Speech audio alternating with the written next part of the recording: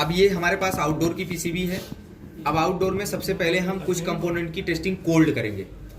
Cold testing करने के लिए यहाँ पर आप देखो पीसीबी में, दिखाओ थोड़ा जूम करके, ACL, यहाँ पर AC लाइन लिखा है और यहाँ पर AC न्यूट्रल लिखा है। क्लियर? यहाँ पर इनडोर से लाइन न्यूट्रल की सप्लाई आती है, मेन सप्लाई। तो सबसे पहले मीटर को बजर मोड पर रख के हम इसकी शॉर्टिंग चेक करेंगे, क्या ये पीसीबी शॉर्ट तो नहीं है। उसके लिए एक प्रॉप न्यूट्रल पे रखेंगे, दूसरा लाइन पे रखेंगे। बजर नहीं बजा मीटर में, कहने का मतलब इसका लाइन न्यूट्रल शॉर्ट नहीं है। अब हम फ्यूज चेक करेंगे। फ्यूज लाइन के सीरीज में लगता है, तो एक टर्मिनल हम लाइन AC लाइन पे रखेंगे और दूसरा ये फ्यूज का दूसरा टर्मिनल है। तो यहाँ पर बजर बजना चाहिए फ्यूज में। अगर बजर बज गया तो फ्यूज ओके है, नहीं बजा तो फॉल्टी है। क्लियर? अब हम आगे बढ़ते हैं।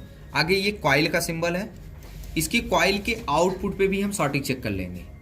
कभी कभी हो सकता है कॉइल ओपन हो गई हो और आगे शॉर्टिंग हो, तो उसको हमने वेरीफाई कर लिया। कॉइल के आउटपुट पे भी टर्मिनल लगाने से वहाँ पर भी बजर नहीं बजा। अब हम नेक्स्ट चलते हैं ये रेक्टिफायर पर। रेक्टिफायर के 4 पिने हैं।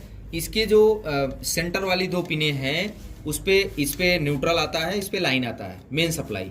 तो हम इन दोनों टर्मिनल पे चेक कर लेंगे क्या रेक्टिफायर शॉर्ट तो नहीं है। बजर नहीं बजा, इसका मतलब रेक्टिफायर भी शॉर्ट नहीं है। अब इस कंडीशन में हम इसमें सप्लाई दे सकते हैं। अगर इस कंडीशन में हम सप्लाई कनेक्ट करेंगे, कोई स्पार्किंग नहीं होगी, कोई कंपोनेंट जलेगा नहीं, ठीक है ना, क्योंकि इसका फ्यूज भी सही है और लाइन न्यूट्रल आपस में शॉर्ट भी नहीं है और रेक्टिफायर भी शॉर्ट नहीं है।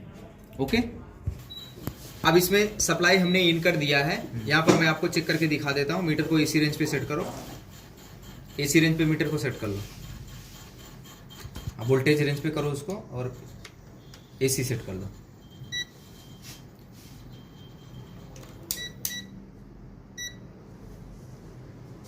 तो वहां रखो मीटर को उस तरफ, लाइट ऑन कर दो मीटर की, देखना अंदर फैन से लगे ना। क्लियर? अब हम इनपुट सप्लाई आपको मशीन में सप्लाई दे दिया। अब यहाँ पर इंडोर ने सप्लाई को आउट कर दिया। अब इन दोनों टर्मिनल पे हम लाइव टेस्टिंग कर रहे हैं। यहाँ पर देखना लाइन और न्यूट्रल कितना वोल्ट दिखा मीटर में दिखाओ, 235 आ गया।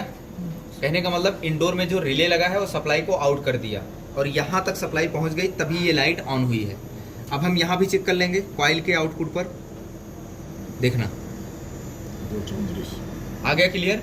रेक्टिफायर के इनपुट पर भी चेक कर लेंगे, आ गया सप्लाई। कहने का मतलब यहाँ से लेके यहाँ तक की पूरी सप्लाई ओके है। पॉज कर लो। तो हमने यहाँ तक इनपुट सप्लाई चेक कर ली। यहाँ जो सप्लाई मिल रही थी लाइन न्यूट्रल पर, वही सप्लाई यहाँ पर मिल गई। इसका मतलब यहाँ से यहाँ तक की पूरी AC की सर्किट जितना है वो ओके है। क्लियर? अब हम मीटर को करेंगे DC रेंज पर, सेट कर दो। ओके, लाइट ऑन कर दो। मीटर को हमने DC रेंज पे सेट कर लिया। अब क्या करना है, ये रेक्टिफायर का जो ये वाला टर्मिनल है ये पॉजिटिव है और ये निगेटिव है, क्योंकि अब यही रेक्टिफायर AC को DC में करता है। तो हमको क्या करना है, मीटर को DC रेंज पे सेट करके एक इसके आउटसाइड पे लगा लेना है, एक इस दूसरे साइड पे लगा लेना है, यानी प्लस माइनस पे। तो यहाँ पर हमको क्या दिखेगा, DC वोल्टेज दिखेगा। DC कितना दिखेगा, 324। मतलब कि जो इनपुट सप्लाई होगी उससे ज़्यादा दिखता है। इसका एक कैलकुलेशन है कि इनपुट वोल्टेज मल्टीप्लाई